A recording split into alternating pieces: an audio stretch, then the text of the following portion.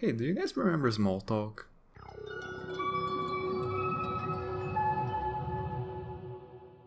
Phylactery by Bugfall is a free minigame collection style of game that you can play in your browser. This one's an incredibly simple game. You play using only the mouse, and there's only like 5 minigames, and it's not randomized in any way, but it's a very charming and polished experience. The visuals are fun, the music is nice, you get cute little creatures when you finish a run. I'm very biased towards minigame collections, it's one of my favorite genres ever, but still, I recommend you give it a shot.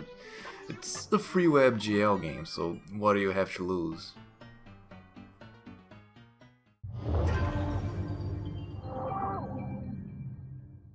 Now this one's weirder. The game doesn't tell you what it is. Well, it doesn't tell you almost anything at all, actually. I opened it up, I did the tutorial, hopped on a map and started endlessly killing monsters until I eventually died and the score screen came up.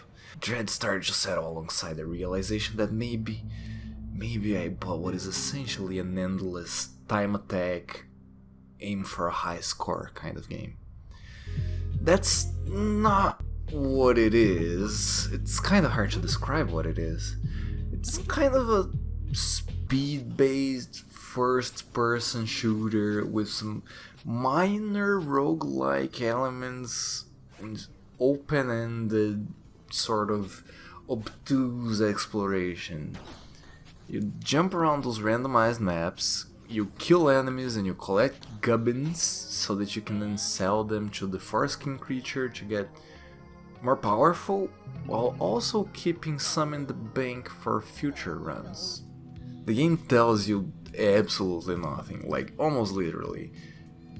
The tutorial level mostly teaches you how to bunny hop, which is apparently very important in this game. But other than that, you're on your own, and I respect it. I respect it a lot. So much so that I will not tell you what the goal of the game is. If you feel like it's too obtuse for you, just read the 5-ish guides that are in the Steam community page. God knows I did. I would have never even have known how much this game was hiding if I didn't, let alone reach the ending. And the ending was actually surprisingly beautiful. I liked it a lot.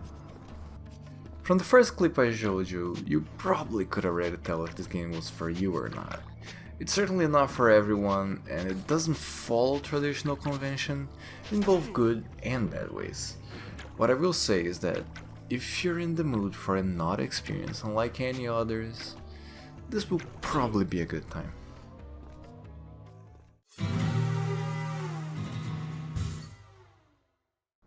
You know, I never played a Punch-Out game before, so I was really excited for this one. Thunder Ray, a name that strikes fear and boasts an undefeated streak, leaving a trail of defeated opponents in his wake. Thunder Ray is pretty much what I imagined Punch-Out is like, but instead of regular boxing, you fight aliens, which is a pretty dope concept, if you ask me. Now, I suck at this game. It's actually hard to tell just how much of it is my fault and how much of it is the game's fault. But I'd say a good amount of it is the game's fault. Attacks come out a little too fast, some of them feel impossible to react, and sometimes not very clear visually. I also feel like Punch-Out has a clearer back and forth between you and your opponent. In Thunder Ray, it's really hard to tell when exactly it's your turn in the game. Sometimes enemies just block your attacks for no reason, or don't block, also for no reason.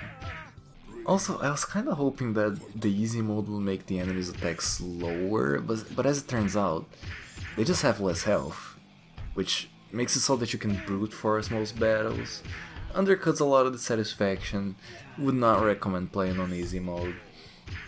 And things outside of the battle seem a little bare bones. You can't rebind controls, there are no volume sliders, you can't even see the rankings on the bosses you faced. Still, despite all that, this is still a game I very much recommend. The art is beautiful, the game is creative and inspired, and most of all, I think I haven't really played another game in the Punch-Out-like genre. And it's a fun genre, it has a lot of potential.